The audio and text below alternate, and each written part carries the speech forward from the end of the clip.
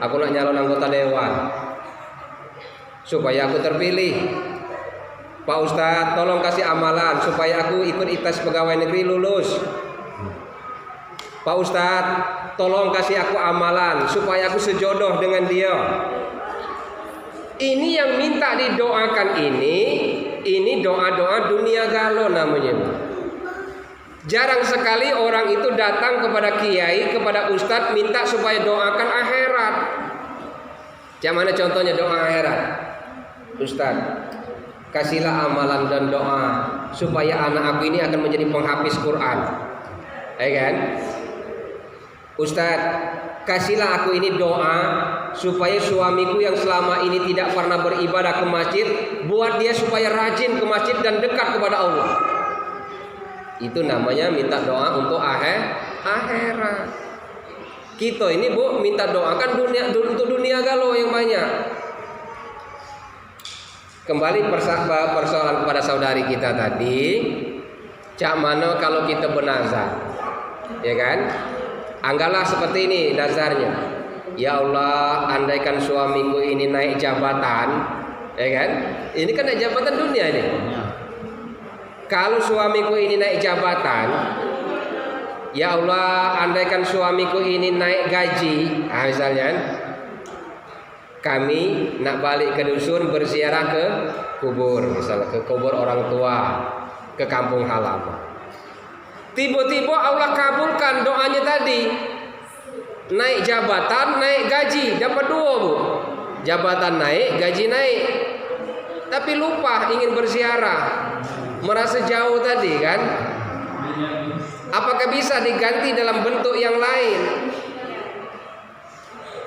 Itu namanya ngakali Tuhan. Ngakali itu. Nah, aku gambarkan seperti ini. Boleh tidakkah kita bayar dengan bentuk yang lain? Nanti Ibu ambil kesimpulan. Ketika Nabi Allah Ibrahim, ya kan, dalam sejarah hari raya Korban, Nabi Ibrahim itu setiap tahun ribuan hewan dikorbankan. Kita baca kan?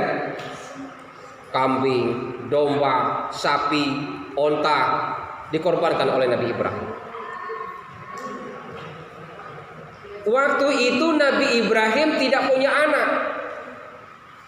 Setiap tahun Nabi Ibrahim ini hari raya Korban, ribuan hewan ternaknya yang dikorbankan, dikasihkan kepada orang-orang miskin. Jangankan manusia yang memuji kemuliaan Nabi Allah Ibrahim, malaikat Jibril turun. Ibrahim, begitu mulianya perbuatanmu. Setiap tahun ribuan hewan ternakmu kau korbankan dan diberikan kepada orang-orang miskin dan orang-orang yang ada di sekelilingmu. Jawaban seorang manusia walaupun nabi. Dengarin. Jawaban manusia walaupun nabi Ibrahim tadi. Jibril ibarat bahasa kita. Jangankan hewan ternak, andaikan aku punya anak yang akan kukorbankan demi kecintaanku kepada Allah. Paham kalimatnya? Jangankan hewan ternak, andaikan aku punya anak pun akan kukorbankan demi kecintaanku kepada Allah. Itu nazar, ucapan. Nah, ucapan ini pada malam ke-8 Zulhijjah ditagih. Makanya kita kenal dalam sejarah pada malam 8 Zulhijjah itu Ibrahim bermimpi. Ibrahim, bayar nazarmu.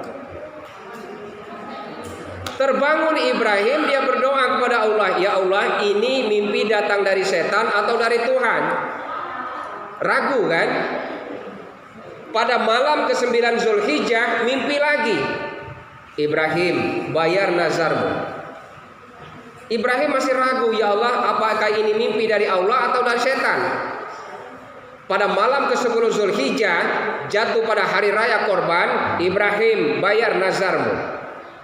Nabi Ibrahim baru ingat, dulu ketika aku sedang memotong ribuan hewan ternak untuk dikorbankan, aku berucap ketika Jibril turun, andaikan jangankan hewan ternak, andaikan saya punya anak yang harus kukorbankan. Itu sejarah ucapan atau nazar. Akhirnya apa? Ibrahim baru sadar. Karena Ibrahim pernah ngomong, jangankan hewan ternak, andaikan saya punya anak akan dipotong. Makanya dia bermimpi, diperintahkan untuk memotong Ismail alaihissalam itu. Coba bayangkan ibu, apakah Nabi Ibrahim karena Nabi Ibrahim punya anak satu-satunya itu Nabi Ismail, pada saat dia berucap belum ada anak, belum ada Nabi Ismail. Tapi begitu Ismail dikasih oleh Allah, cuma satu anaknya, disuruh potong. Apakah Nabi Ibrahim ingin menggantinya dalam bentuk yang lain? Tidak. Diuji Ibrahim, sanggup dia tidak memotong anaknya. Walaupun pada akhirnya ditunaikanlah kewajiban ini. Ibrahim menunaikan kewajiban untuk memotong Ismail. Allah sebenarnya ingin menguji sampai kemana ketaatan dia terhadap ucapan janji dia. Makanya apa jawabannya ketika dia ingin memotong Ismail? Ya bunayya inni ara fil manam anni asbahuka fanzur maza tara. Wahai anakku, dalam mimpi itu Allah perintahkan untuk memotongmu. Tapi apa jawaban seorang Ismail yang juga patuh dan taat kepada Allah? Ya abati fa'al ma tu'maru satajiduni insyaallahu ma'as-sabir. Wahai ayahku, kalau memang itu perintah Allah, kerjakan, kata Ismail. Insya Allah ayah akan termasuk ma'as-sabirin, termasuk golongan orang-orang yang sabar. Jadi kalau kita berdalil dari peristiwa Ibrahim ini, nazar yang diucapkan tetap harus dibayar sesuai dengan ucapan yang pernah kita lakukan. Ya, tidak bisa diganti dengan yang lain. Yang bisa diganti lain itu kecuali seperti haji. Sudah daftar, sudah berniat ingin berangkat haji, tiba-tiba meninggal. Ini boleh namanya badal haji digantikan dengan anak atau saudara dekat. Tapi kalau nazar dari dalil Nabi Allah Ibrahim harus dibayar sesuai dengan ucapan yang pernah kita ucapkan. Yang lain cukup deh? Bisa dikayang? Terima kasih. Ya. Assalamualaikum warahmatullahi wabarakatuh. Masih bersyukur cuma diuji berziarah kan? Kalau disuruh motong anak sanggup dah kira-kira.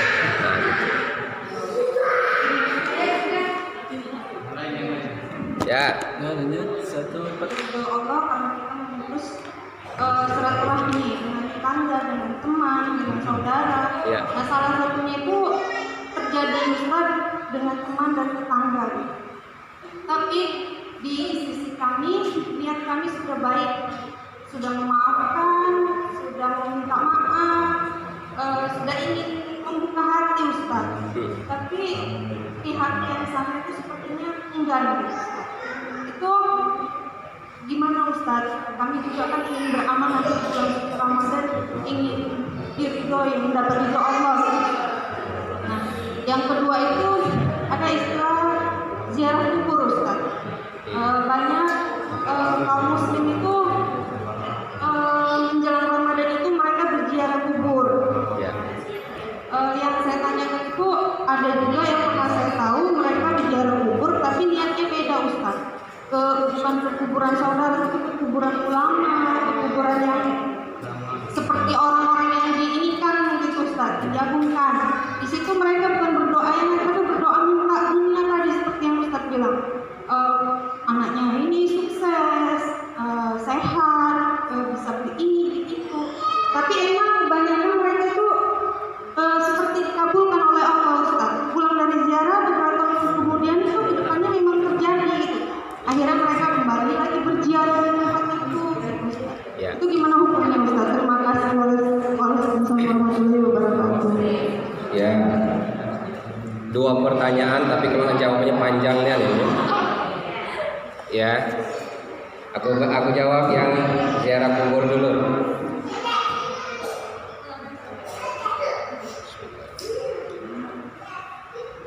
Rasul jelaskan seperti ini. Nah, buka memorinya dulu.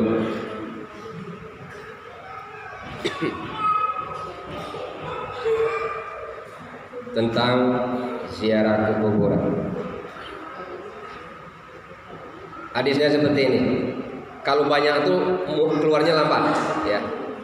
Kuntu nahaitukum an ziyaratil kubur fazuruha fa innaha tusakirul akhir. Ini paham? Redaksi hadis ini, kuntu nahaitukum an ziyaratil kubur. Dulu Rasul itu melarang kita untuk berziarah ke kubur. Dulu. Kenapa dilarang? Dikhawatirkan umatku, kata Nabi, akan minta kepada kuburan. Tahu minta kepada kuburan? Bukan minta kepada Allah. Maka ini dinamakan sihir. Tetapi hadis ini ada sambungan. Fazuruha fa innaha tuzakirul akhir.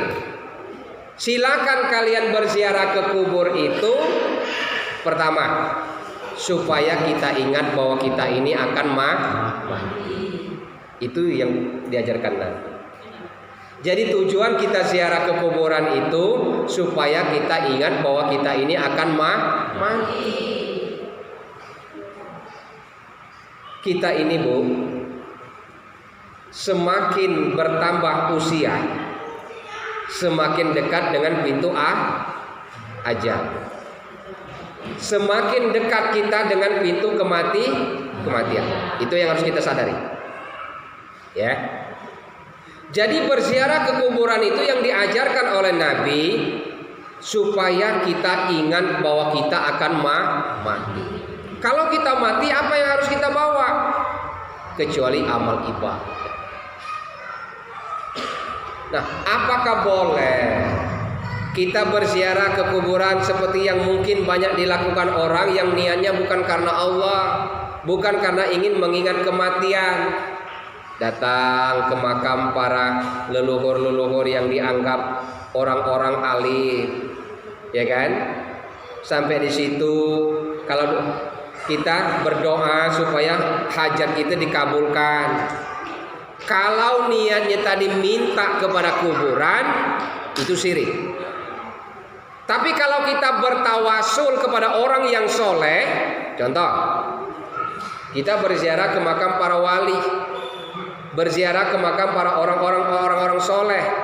Ya Allah, aku bertawasul, ya, bertawasul di pinggir atau di makamnya para wali ini, berharap dengan dekatnya dengan para wali supaya doaku kau kabulkan ya Allah.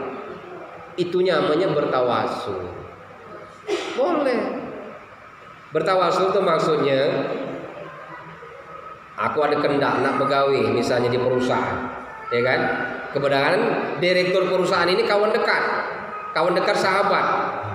Nah, berkendak tadi ngomong dengan direktur supaya doa kita cepat disampaikan. Nah, begitu juga dengan orang-orang yang soleh. Ya, paham ya?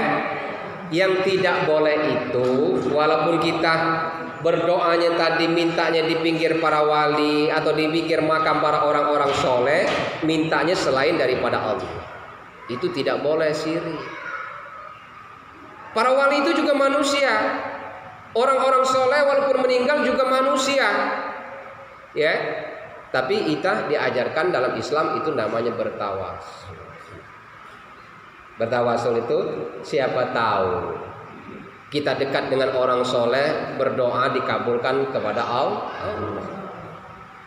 Karena doa para wali itu beda dengan doa kita.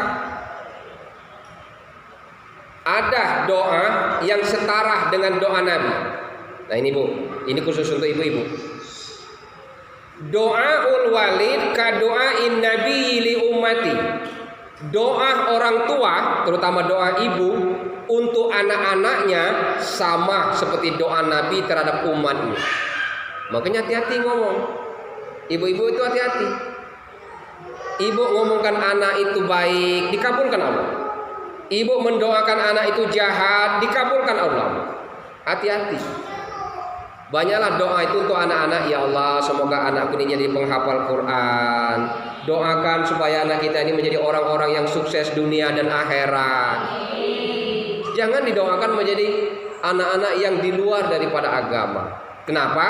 Doaul walid ka doain nabi li ummati. Doanya orang tua terhadap anak sama seperti doa Nabi terhadap umat. Kalau para wali 40 perbandingannya. 40 kita jamaah ini berdoa kepada Allah nilainya baru setara dengan 1 wali. Nah, bayangkan. Terus. Apalagi 2. Jadi doanya orang 40 berjamaah hadir berdoa kepada Allah setara dengan 1 wali berdoa kepada Allah. Itu makomnya beda. Makomnya berbeda. Jadi itu tentang ziarah kubur, Pak ya. Kalau niatnya untuk mengingatkan kita kepada kematian supaya kita dekat dan mempersiapkan diri menghadapi kematian, itu boleh. Karena diajarkan dari hadis Rasulullah. Yang kedua, tentang pemutusan silaturahmi atau silaturahim. Kita kadang-kadang keliru di dalam mentafsirkan makna. Ada silaturahmi, ada silaturahim. Kalau silaturahmi ini boleh dengan siapa saja. Dengan saudara seakidah sesama umat Islam. Dengan saudara yang tidak seagama, boleh. Itu namanya silaturahim. Kalau silaturahim dengan saudara yang masih ada keturunan garis darah, bedakan. Rahim satu rahim, ya. Makanya ayo kita silaturahmi dan silaturahim. Ibadah kita ini ada 2. Kalau kita punya salah kepada Allah, tobat, minta maaf kepada Allah dengan salah, sholat atau tobat. Tapi kalau kita salah kepada manusia, maka kita harus minta maaf kepada manusia. Ada 2 kelompok yang tidak Allah lihat di hari kiamat. Pertama, isnani la yanzurullah ilaihi yaumal qiyamah. Ada 2 kelompok manusia itu yang tidak dilihat oleh Allah di hari kiamat. Pertama, orang yang memutuskan silaturahmi. Paham ya? Yang kedua, wajaru su'i, seseorang yang jahat kepada saudaranya. Memutuskan dengan jahat beda. Makanya hari raya Idul Fitri itu adalah momentum atau waktu untuk kita memperbaiki silaturahmi dan silaturahim. Kadang-kadang, Bu, kita ini walaupun 2 saudara, hati kita sebenarnya tidak berbaikan, ya kan? Kadang-kadang pernah saudara kandung itu hatinya tidak berbaikan kadang-kadang. Tapi kelihatannya di muka umum, di tempat orang ramai seperti baik. Ya kan? Sesungguhnya hatinya tidak berbaikan. Maksudnya seperti ini. Setiap hari kita bertemu, setiap hari mungkin kita saling telepon.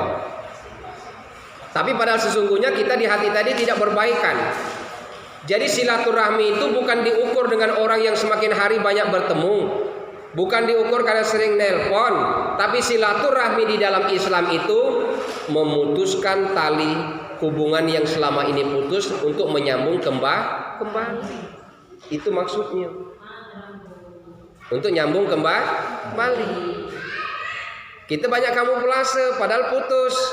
Di depan orang sok dekat, sok baik, padahal di hati tadi dongkol. Yang harus diikat itu putusnya silaturahmi di hati itu, dijalin kembali. Itu makna silaturahmi. Kemudian ada saudara yang jahat kepada saudaranya, ya, itu juga tidak dilihat oleh Allah. Apalagi kalau sampai memfitnah, mencaci maki saudaranya, menghibah, ya, saudaranya, maka orang yang kita hibah, orang yang kita caci maki, orang yang kita fitnah, amal ibadah kita akan pindah kepada orang itu. Hati-hati. Paham Bu ya? Jadi silaturahmi dalam Islam itu menghubungkan tali yang putus untuk nyambung kembali. Bukan setiap hari bertemu. Kalau bertemu belum tentu baik. hubungkan, perbaiki. Kalau orang Islam itu, Bu, lebih mulia dia memberi maaf daripada meminta maaf. Memberi maaf itu lebih sulit ketimbang meminta maaf. Betul apa benar? Nah, bagi kita orang Islam, ya, bagi kita orang Islam, berusahalah untuk tidak mencari musuh. Berusaha untuk tidak mencari musuh. Karena di dalam teori agama 1000 teman itu sedikit, tapi 1 musuh itu banyak. Nah, itu harus dipahami. Jadi tidak ada nilai ibadah kita di hadapan Allah kalau kita ini di hati kita masih jahat atau memutuskan silaturahmi dengan saudara dan kerabat kita. Islam itu ada 2 ibadah. Ada 2 ibadah mahdoh, inilah yang dinamakan ibadah kepada Allah. Apa ibadah kepada Allah? Zakat, puasa, haji, syahadat, dan sholat, yang dikenal dengan rukun Islam. Itu ibadah kepada Allah. Kemudian ada ibadah ghairu mahdoh. Ibadah ghairu mahdoh itu adalah ibadah sosial masyarakat. Salah satunya silaturahmi dan silaturahim, itu harus dijaga. Ya, paham Bu ya? Masih ada yang lain? Silakan.